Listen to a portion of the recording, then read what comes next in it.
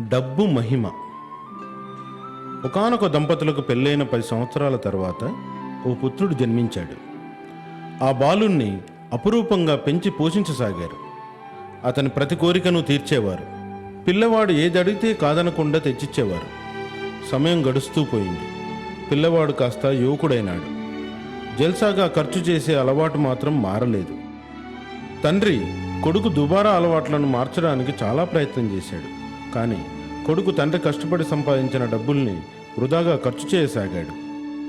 ఒకరోజు తండ్రి కొడుకును తన వద్దకు పిలిపించుకొని, బాబు, ఇన్ని సంవత్సరాల నుండి నా ధనాన్ని వృధాగా ఖర్చు చేస్తున్నావు. నా తదనంతరం ఈ ఆస్తి ధనం అంతా నీదే అవుతుంది. అలా జరగాలంటే నువ్వు స్వయంగా సంపాదించగలను అని రుజువు చేసుకో అని షరతు విధించాడు.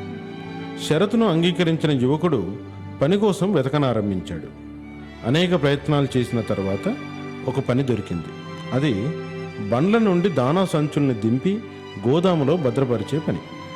ధాన్యపు సంచుల్ని భుజాన మోయటం చాలా కష్టమైనది.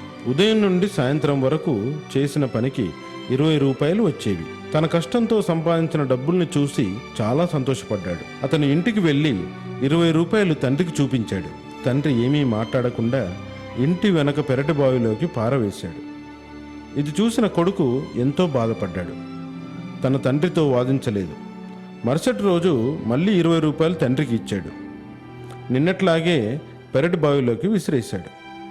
ఇలా 15 రోజుల వరకు కొనసాగుతూ వచ్చింది.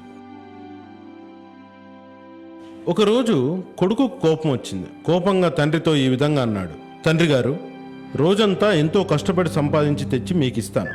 కానీ మీరు డబ్బుల్ని బావిలోకి విసిరివేయడం చేస్తున్నారు. మీకు తెలుసు కదా, నా కష్టం ద్వారా సంపాదించిన డబ్బు ఎంతో విలువైనది అనగానే తండ్రి నవ్వుతూ, ఇప్పుడు నీకు అర్థమైందా? నేనెంతో కష్టపడి సంపాదించిన ధనాన్ని నువ్వు విచ్చలవిడిగా జల్సగా ఖర్చు చేస్తూ ఉంటే కష్టపడి సంపాదించిన నాకు ఎంత బాధ కలుగుతుందో.